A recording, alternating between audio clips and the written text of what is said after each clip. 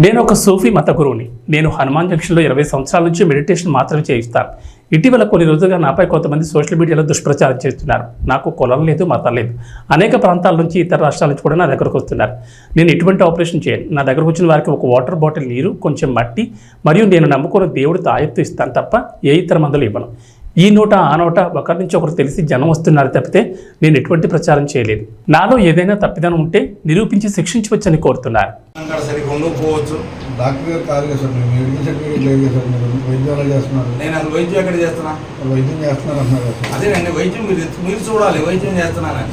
నేను ఒక healing meditation గురువుని. ఇక్కడ నేను నా దగ్గర వచ్చి ఇప్పుడు మీరు వచ్చారు కదా, చీకటి రూమ్ లేదు, ఆపరేషన్ థియేటర్ లేదు, ఒక ఇంజెక్షన్ లేదు, నేను ఒక ప్రిస్క్రిప్షన్ లేదు, ఒక ట్యాబ్లెట్ లేదు, ఏమి లేదు. మీరే ఎత్తుక్కోండి. అది ఇప్పుడు అంటే వేరే గారు తప్పుగా మీరు అనుకోవద్దు. మీ డ్యూటీ గారు మీరు చేయండి. ఇప్పుడు మీరు వచ్చారు కాబట్టి మీ డ్యూటీ మీరు చేయండి.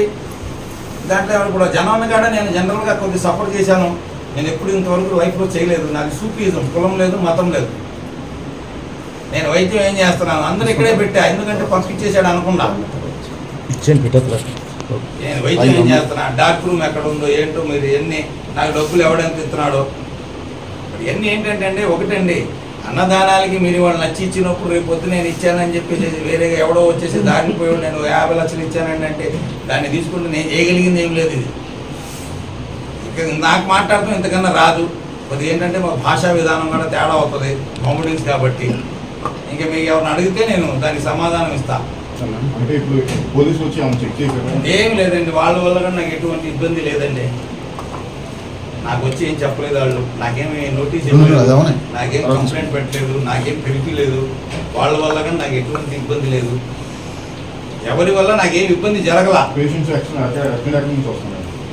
అసలు ఒక ఊరు కాదండి. ఇప్పుడు మన పులివెందల, కర్ణాటక, అద్దంకి, నెల్లూరు, గుంటూరు, హైదరాబాదు. ఏ వ్యాధి అనేది కాదండి. వీళ్ళు వెళ్తారు, ఇక్కడ వస్తారు, అక్కడ పడుకుంటారండి. ఆ బాబాను మొక్కుంటారు, పడుకుంటారు. ఆ వ్యాధి నయమవుతుంది. మేము మెడిసిన్ ఇవ్వం. నేను మాత్రం ఇచ్చేది ఒకటే, వాటర్ బాటిల్. అది ఎంఆర్పి రేటు 20 రూపాయలు అమ్ముతాడు ఈయన. బాబా గారి ఆశ్రమం నుంచి తీసుకొస్తా నేను. ఇది మట్టి లాంటిది, అది ఫ్రీయే. ఒక చిటికెడు తాగండి బాబు అంట. అంతకుమించి ఇక్కడ చేయటం కానీ, నేను ఏ మనిషికి ముట్టుకొని కుట్లేసింది కానీ, స్ట్రెచ్చర్ కానీ, ఒక స్టెతోస్కోప్ కానీ, ఒక ఇంజెక్షన్ చేయడం కానీ, ఒక ప్రిస్క్రిప్షన్లో ట్యాబ్లెట్ రాయడం కానీ మీరు ఏమైనా పూర్తి చేస్తే ఇక అది మీరే చెప్తే నాకు బాగుంటుంది అనుకుంటున్నాను. చిన్న విషయం జరిగింది. ఆ విషయాన్ని ఆయన నాకు దాన్ని పెట్టాము. ఒక సైరన్ వేశారండి. మా కోడలో